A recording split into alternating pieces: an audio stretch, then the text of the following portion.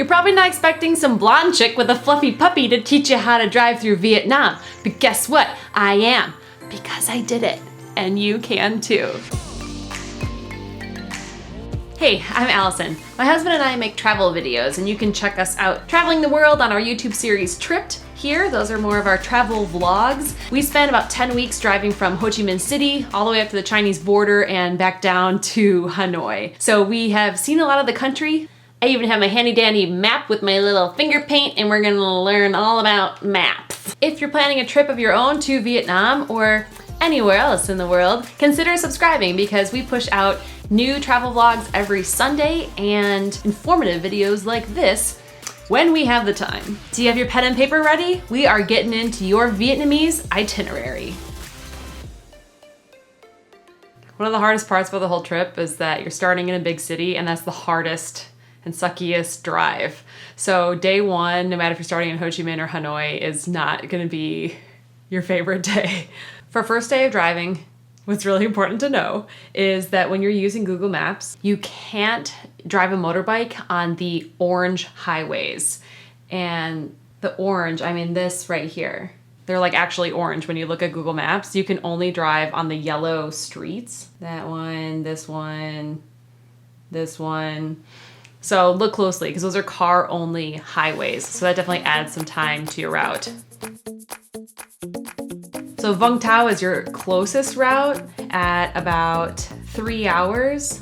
So if you're really nervous about city driving, maybe pick Vung Tau because that's the closest. You can get out to Mui Ne.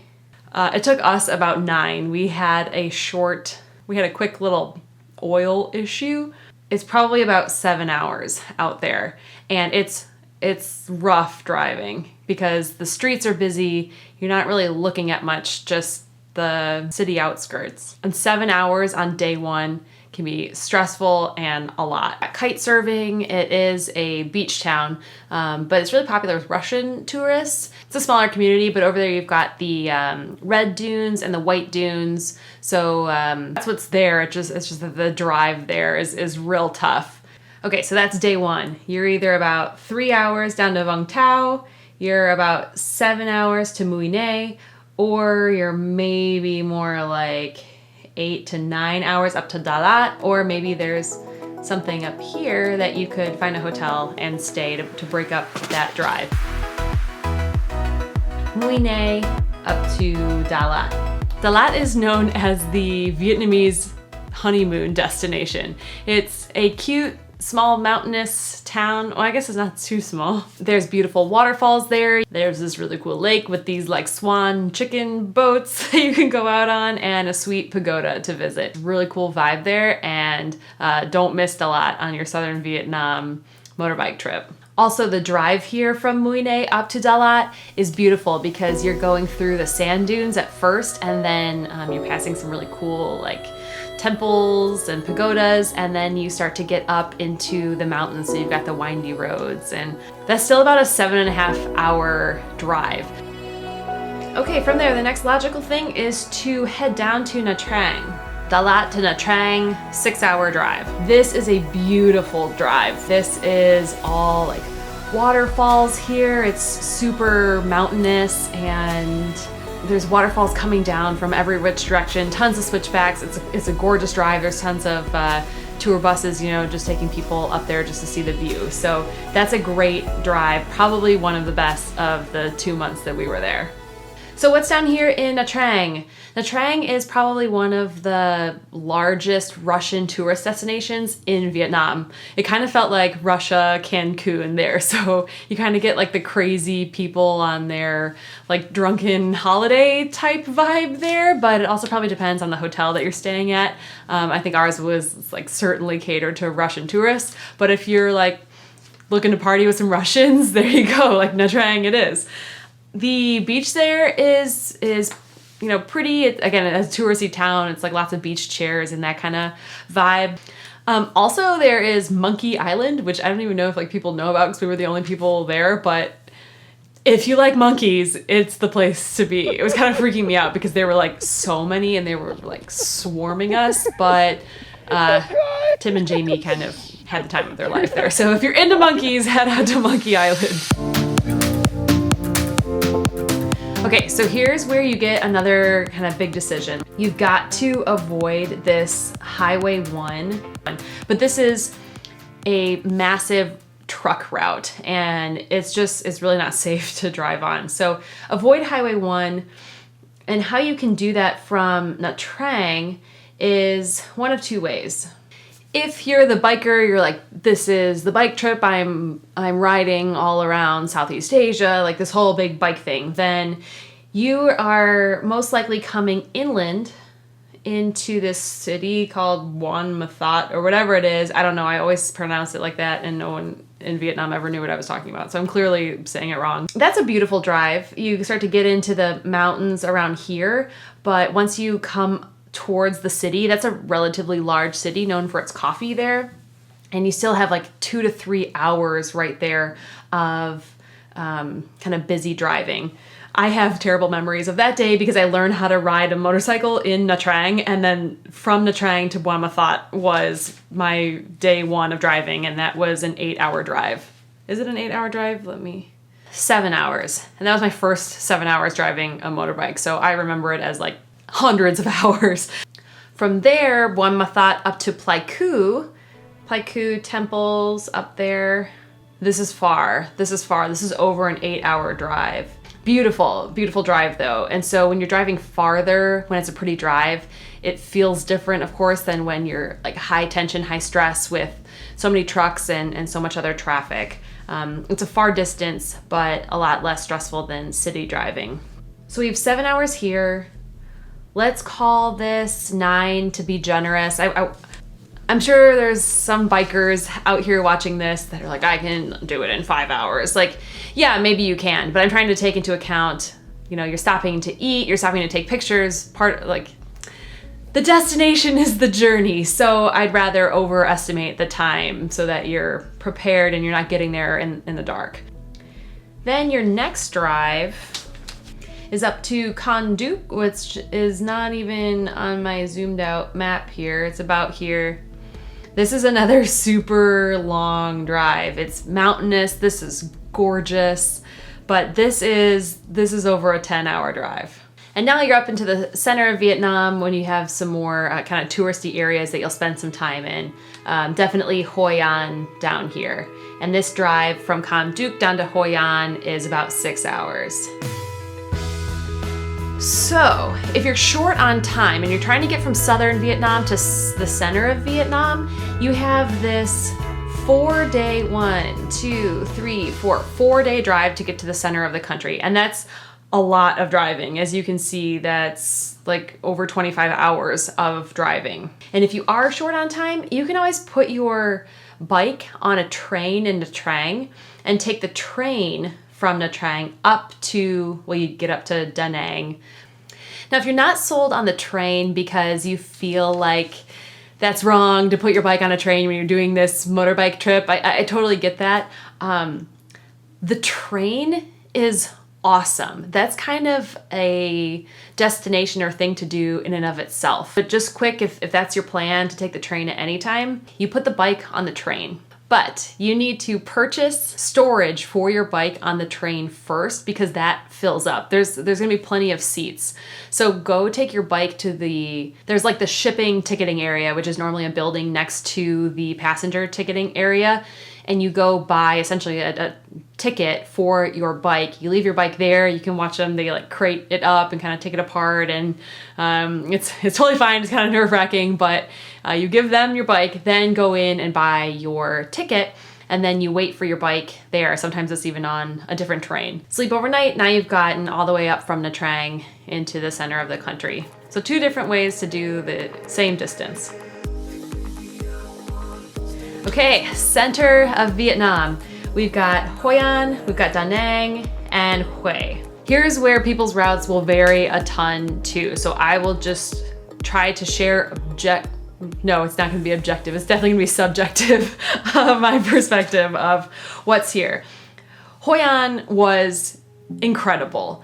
If you get there towards the end of the month, check the dates. They have a lantern festival that is so cool to see. I mean, you could do cooking classes here, get your clothes made and tailored for you. There's tons of hostels and hotels that have bicycles available, and you can ride bikes through the rice paddies. And this is a very good example of a touristy area in Southeast Asia that matches really well with the local culture. So there's lots to do, but you also kind of feel more like you are deep within Vietnam instead of like a very touristy area in Thailand or something.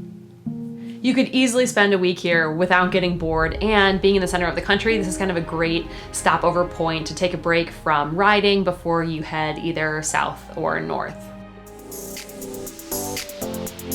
Da Nang, big city, which really means there's a lot of good opportunities if you need to do anything inside the country. We renewed our 1-month visas in Da Nang, go get your oil changed in Da Nang, enjoy visiting a grocery store because you probably just had pho on the side of the road for the past several weeks. You can go find some of your own comfort food at a grocery store. So Da Nang is a good place to recharge, maybe for a night. But again, it's a local city. There's plenty of hotels, but that's really more local. Hoi An, 45-minute drive away, being more touristy. I'm sure you know about the Hai Van Pass right here. It's just north of Da Nang, made famous in that UK riding show. I'll get so much crap in the comments about saying this, but honestly, there were much prettier drives that I thought than the Hai Van Pass. I mean, don't miss it, but I don't know, it's a quick drive, you're scooting around the mountains. If you don't have a nice day, it's hard too, because you are up in the mountains right on the edge of the water, so it can be really foggy. Tons of cool switchbacks though, it's great. Once you get up to the north point, but then you've got like local people selling you things when you're stopping to take a view, so it's definitely this touristy drive, but totally worth doing if you are in the area.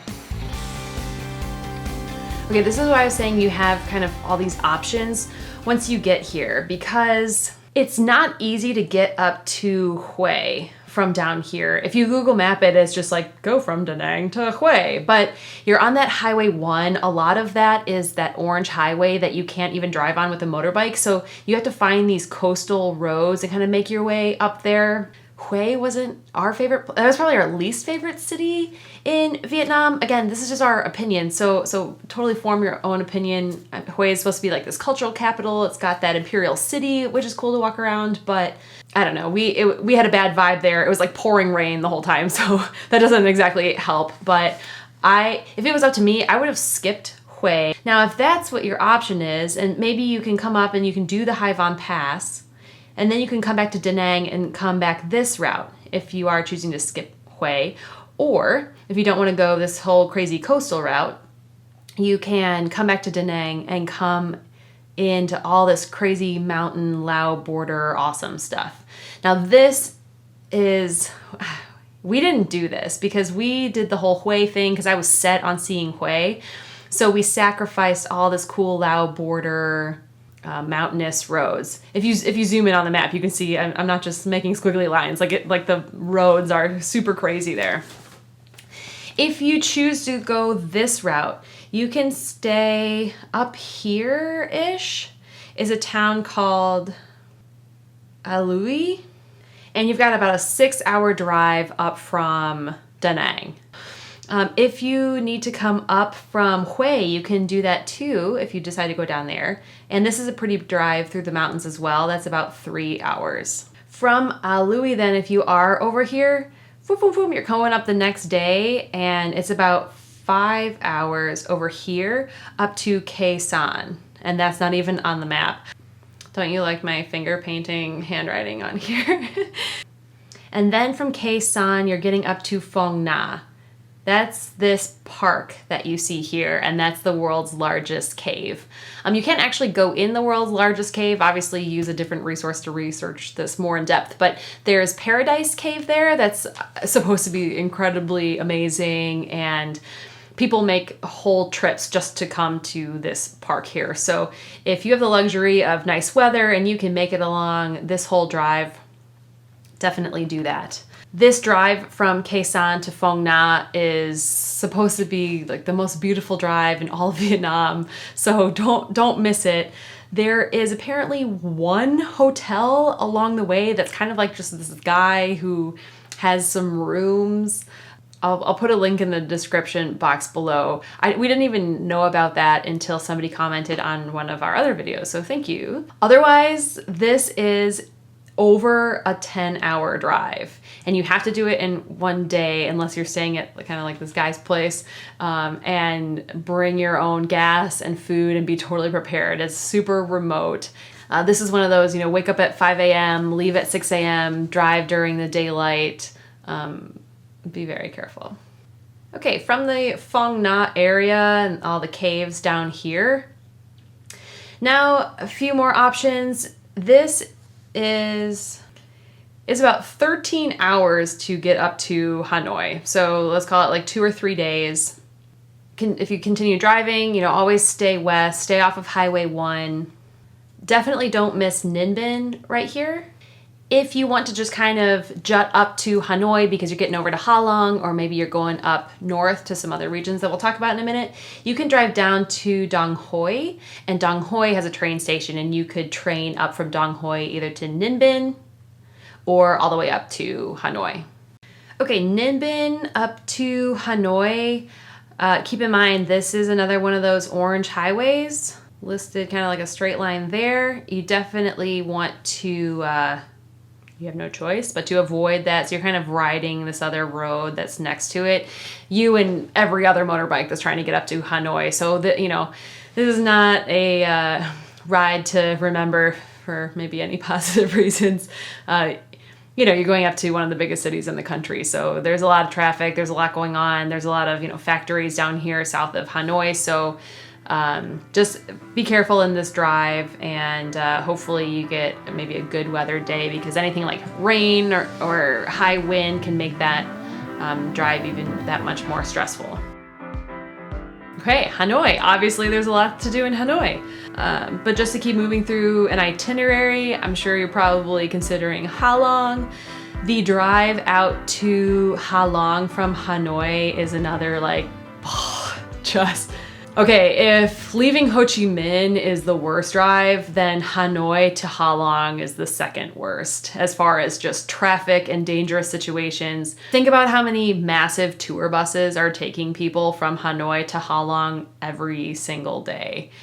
That is a busy, busy route. Again, stay off of those orange highways, but even still, it's not like you're on these kind of quiet side streets. It's still busy, busy traffic. A quick how-to for Ha Long, even though this drive was brutal. I mean, I had only been driving motorbikes for a month, and here I am driving that. So it's not impossible. You can totally do it. And I'm glad we did, because we ended up, I think, seeing Ha Long in the most budget efficient way that you can really do it. So Ha Long Bay, you have to get out on the water to see things. Well, all of those overnight cruises, I mean, even the cheap ones are still really expensive. As you can see on my handy dandy map, you're over here.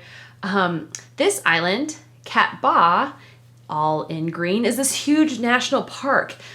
This is a huge climbing area. There's tons of backpackers that are all climbers hanging out here. There's some great roads to drive. It's not super mountainous or anything, but you're out in the bay. So we had our bikes with us. We left mine there, and we just took one bike from our hotel in Hai Phong, rode a quick ferry, an inexpensive ferry, with our bike out to Cat Ba, and we spent the day driving around here. And so you're still experiencing Ha Long Bay, because we were kind of using the quick ferry ride across to the island as look, we're on a boat in the bay. And you're next to all the other tour boats too. You're just on a 1 or 2 hour ferry. If I could go and do it again, I would have gotten a hotel on Cat Ba and hung out there and explored. There's even like a few beaches there. We were there in December. It was warm enough to like have a t-shirt and pants on. But I mean, if you're there in the summer, I'm sure everyone's swimming and it's kind of all this fun stuff. So if you want a total budget way to do Ha Long Bay, that is totally the way to do it. Otherwise, you can always return your bike in Hanoi or sell it or whatever you need to do, and then, you know, book your tour, and then that will probably include your transportation out to Ha Long. When we zoom out on the map, there's still quite a bit of northern Vietnam that we haven't even looked at yet. I mean, that's a huge part of the country. So maybe you're just going out to Ha Long and back into Hanoi and you've got your flight out, or maybe you have the privilege of more time and you're checking out northern Vietnam. What we did is, since we were out here on Cat Ba Island, we drove then, we had about a week to get back to Hanoi. So we drove our way up to Lang Son. Maybe that was about 7 hours or so. We drove up to Cao Bang. I mean, look at, you're like on the Chinese border. All of a sudden we're like, where are we? Just north of Cao Bang, actually legitimately at the Chinese border, there's this huge waterfall. Check that out. But honestly, this is like week 9 of driving. We're in the heart of winter. This is the first week of January. It's really cold. I've got like, you know, a big down puffy coat on, and we're starting to get really exhausted. So even though we drove all the way up to Cao Bang to see this waterfall, we still didn't even drive the 2 hours just to get up there to see the waterfall. That's how pathetically exhausted we were. What we did is we came back here. We couldn't make it all the way back to Hanoi in one day. Let's call that maybe 8 or 9 hours. Mountainous, beautiful, but lots of trucks, because again, you're bringing everything from Hanoi up into China. We stayed for like 2 nights there just because we were like dying, and then made it back to Hanoi on our last day. What I regret, and it just wasn't in the cards, navigating over to Hajien, maybe. You know, this is beautiful here. Lao Cai, and this is the entire entrance over into SAPA, which I'm sure you've looked into. Take into account, this is all a lot of driving. This is very far. I don't even think that you can get from Cao Bang to Hajien in one day. Maybe that's like 11 hours over there. So you got to split some of this up. Just to show you on the map, from between Hanoi and Sapa, you can't do in one driving day. You've got to stop somewhere. Plus, this is all that orange highway, and you can't drive on that. So you're kind of like winding around and kind of doing all this BS just to get up to Lao Cai, the city. And then once you're in Lao Cai, then you have to still get into Sapa, into the rice paddies. So I forget off the top of my head. I think that's another even like 2 hours just from the town there into the rice paddies. So what I want to say is, don't take Sapa lightly. Like, oh, we're up in Hanoi, we'll just do a quick trip up there. I feel like you need like at least 4 more days just to get to Sapa, which is why we didn't get there. But it was also, like I said, January, and I mean, it can snow up there. Like, northern Vietnam is cold in the winter, everyone, in case we all forgot that, which, hello, I was one of those people. Yeah, we might be in Southeast Asia, but northern Vietnam is, I mean, it snows in Sapa. So take into account the time of year that you're planning on doing this. If you don't have 2 to 3 months like we did in the country, I totally understand. You are definitely probably flying into Ho Chi Minh City or Hanoi. So what do you do from there? We always get these like big itinerary questions on all of our Vietnam videos. If I had my choice, I would fly for a short trip. Let's call it a week or 2. A week is really short to try to, because you have to get into the city, you have to get out of the city, and that's like 2 to 3 days before you can even like start. So let's call this 10 days, 2 weeks. I would fly into Hanoi, not in the winter, in the summer, because I would definitely want to see Ha Long if I'd never been to Vietnam before, but I would do the Cat Ba Island version. I would get back to Hanoi and maybe up to SAPA. And that's, I mean, that's a 10-day trip, but that's kind of a quick highlights. If you're really pushing your driving, you can also get down to Ninh Bình there. And now you've kind of gotten a taste of everything. You're out in the bay, you're down in Ninh Bình, kind of more temples and this kind of cool rugged scenery. And you've got the rice paddies of Sapa. So conveniently, those are all in 3 totally different directions, but you can always make a circle around and just kind of explore. Down in Ho Chi Minh, if you were flying into there, definitely get up to Đà Lạt. A quick drive down to Nha Trang, and I would definitely just train it up to Hoi An, and then you could even fly out of Da Nang here, or you could always train back down to Ho Chi Minh if you have a round trip ticket down here. But those are 2 ways to segment out if you have a shorter period of time and you need to use those massive, those bigger cities and their big airports. Keep in mind too, domestic flights within Vietnam are very affordable. So if you take your bike from point A to point B, you can always sell it or whatever your plan is there, and then take a domestic flight to your next destination for probably under $50 US, especially if you're flying one way. I mean, you might be flying less than $25 US. Maybe it's even cheaper than the train. So don't write off flights just because you assume they would be more expensive. Currently, in Tripped, our travel series, you can follow us through Vietnam right now. So that's all up, and there's links to all this stuff in the description box. You guys know how that works. We are also in the process of putting all of this information onto a How to Motorbike Vietnam guide. When we make that, there will be a link to that. Yes, if you are just watching this video, even just considering taking this trip, or even considering backpacking through Vietnam, hopefully I've convinced you that you can go out there and do it yourself. You don't need to necessarily book a tour. Those are great trips too, but sometimes it's kind of fun just to get out there and get lost. Let us know your other Vietnam travel tips down in the comments box, because that's where we can all share great information, kind of develop this whole community of people taking similar trips just down below. So if I misled any information or got some hours or distances wrong, totally correct me down there and share some of your favorite places, and then we can kind of create this whole like great spot right here on this video.